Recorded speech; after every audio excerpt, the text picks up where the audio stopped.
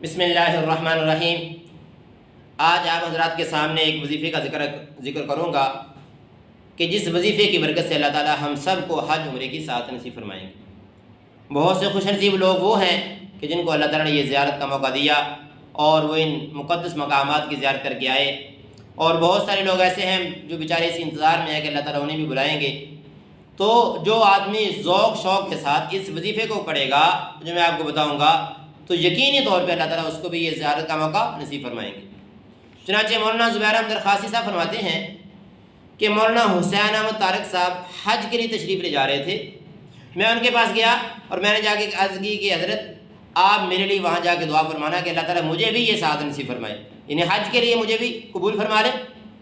تو مولانا حسین احمد طارق صاحب نے فرمایا کہ میں آپ کے لیے دعا بھی کروں گا اور آپ کو ایک ایمان افروز واقعہ سناتا ہوں۔ فرماتے ہیں کہ میں ایک جلسے میں گیا، مدینہ مسجد کے اندر جلسہ ہو رہا تھا اور وہاں پہ مولانا سیف الرحمان درخاسی صاحب بیان کرنے کے لیے آئے ہوئے تھے، اور انہوں نے وہاں پہ جلسے کے اندر بیان کیا کہ میرے نانا حضرت مولانا عبداللہ درخاسی رحمہ اللہ تعالیٰ ایک وظیفہ بتایا کرتے تھے۔ وہ فرماتے تھے کہ جو آدمی بھی اس وظیفے کو کرے گا تو اللہ تعالیٰ اسے ہر سال حج عمرے کی سعادت نصیب فرمائے گی۔ اور فرمایا کہ جب سے میں نے اپنے نانا سے یہ بات سنی ہے، اس وقت جب میں نے بات سنی تھی میری عمر 19 سال تھی، تو جب سے میں نے یہ بات سنی میں نے وظیفہ شروع کیا تو الحمدللہ 36 سال ہو گئے، ہر سال اللہ تعالیٰ حج کی سعادت نصیب فرما رہے ہیں اور میں نے متعدد عمرے بھی کیے ہیں۔ تو مولانا حسین و طارق صاحب فرمانے لگے کہ جب میں نے جلسے میں یہ بات سنی تو میرے دل کے اندر بھی ذوق شوق پیدا ہوا اور میں نے بھی یہ وظیفہ شروع کر دیا،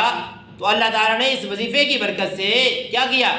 مجھے بھی حج کی سعادت نصیب فرمائی اور عمرے کے لیے بھی بلایا۔ چنانچہ کہتے ہیں کہ جب میں تیسری مرتبہ عمرے کے لیے مسجد نبوی کے اندر، حرم نبوی کے اندر پہنچا تو وہاں پہ مولانا سیف الرحمان درخاسی صاحب بھی موجود تھے۔ میں نے کہا کہ حضرت یہ آپ کے بتائے ہوئے وظیفے کی برکت سے آج میں یہاں پہ آیا ہوں کہ وہ اس کو میں مسلسل کرتا رہا ہوں، تو اللہ تعالیٰ نے مجھے حج عمرے کی سعادت نصیب فرمائی۔ تو حضرت مولانا سیف الرحمان درخاسی صاحب فرمانے لگے کہ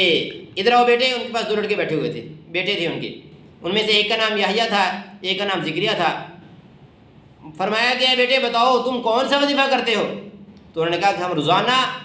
100 مرتبہ درود شریف پڑھتے ہیں، اللہم صلی علی محمد افضل صلاتک، اور 100 مرتبہ اللہ ربی لا اشرک بہ شیئا پڑھتے ہیں۔ فرمایا کہ ان کو بھی اللہ تعالیٰ نے اس وظیفے کی برکت سے مدینہ منورہ میں پہنچایا ہے، آج اسی وظیفے کی برکت سے آئے ہوئے ہیں۔ اس لیے ہر آدمی کو چاہیے کہ اس وظیفے کو کرے تاکہ اللہ تعالیٰ اس کو یہ سعادت نصیب فرمائے۔